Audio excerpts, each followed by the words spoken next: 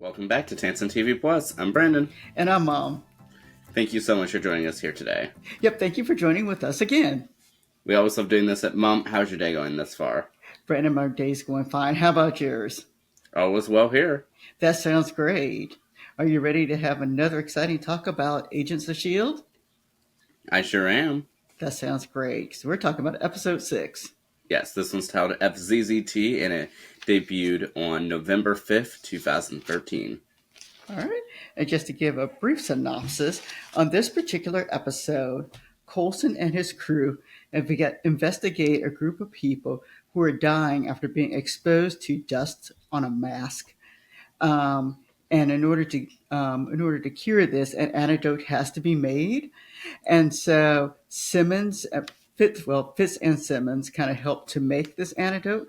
It's more so this episode mainly concentrated on Simmons, though. And so Simmons becomes exposed to some of the dust that's on this mask, and she almost dies. But they both work together in order to make this antidote. Well, Mom, thank you so much for that. You're welcome, Brandon. Yeah, and overall, what were your thoughts about this episode? Brandon, I like this episode. It was self contained, meaning for me that for the most part, a lot of this was centered around actually the main core group. And so I did like that. And another reason why I kind of like this episode is because it did concentrate on Simmons. We have seen Fitz and Simmons together. They talk and ramble, they speak, they finish each other's sentences. And so they're like a cohesive whole altogether. Whereas this one is really about Simmons, and so we get to see them as separate characters, which I like, and that I like that they were able to let the audience see who they are, or at least a portion of who they are. Yeah, I know that you were saying in our previous episode discussions that, whereas everyone's sort of gotten their own sort of special time to shine, that Fitz and Simmons, I mean, like you're saying, truly have always been spoken as if they were just one person, Fitzsimmons, and that they weren't really highlighted prior to this.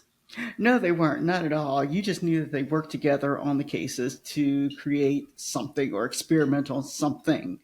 But you didn't see them work together as a individual. This sounds weird, like an individual team, but you don't see them work individually in the team itself.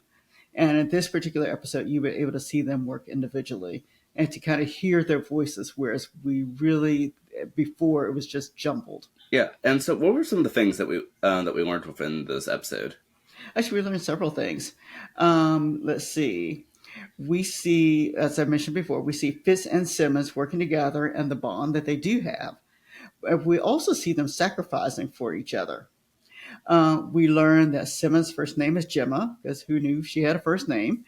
Um, we learned that we also learn that Gemma is close to her father. She makes a comment about her father during this. Um, we also learn a little bit about Coulson in this episode. Coulson, we learned that he's worried about his health and he has a physical. We know that we see that he kind of reflects on his mortality. We also see that Coulson actually easily bonds with others outside of the group, meaning that whenever he's on a mission, we see that he is able to become very close to a person, even if it's just closeness in the sense of helping the person get through their situation. We see him kind of see how he can immediately bond with another person. We are also another suggestion is also made, and that Coulson and May have had some sort of a close relationship. We talked about that previously in other episodes, but they make some kind of comments also, kind of alluding to the fact that they were close together. And we also know that Coulson does not take orders well. He hears from, I guess, his supervisor, I guess, and although he listens, he does not take whatever directions that they're giving to him. I think, in fact, at some point he turned them off. But that is, I believe, everything that I kind of learned from this particular episode. Brandon, do you have anything to add?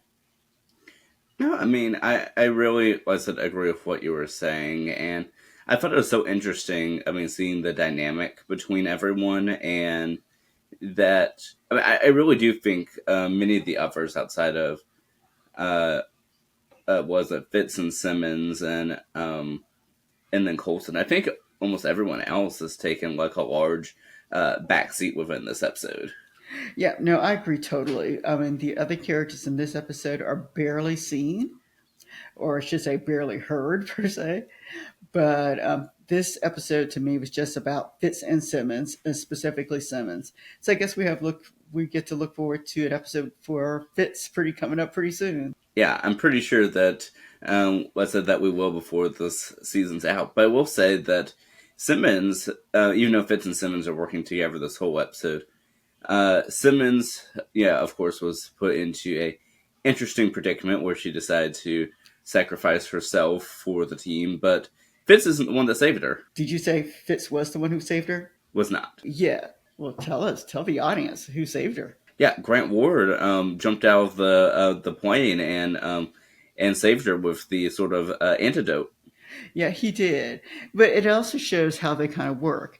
We see that Ward is one to actually do the physical portions of it, whereas, like I said, Fitz found the antidote and, in essence, almost told her about the antidote, and we see that he is more of the "let me tell you about it, let me show you what I've done," whereas Ward is one who is going to jump and to save the person. And were you surprised of the sort of one the drastic effort that Simmons went through, but then also that Ward was the one that rescued her from that?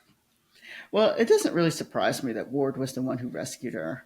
Like I said, because he's such a physical person, that doesn't surprise me. And how about Simmons quite literally falling out of a plane? Yeah, I've wondered about if those cars here. I've always wondered how they kind of stay in there. Anyway, yeah. So I was surprised that she actually decided to do that.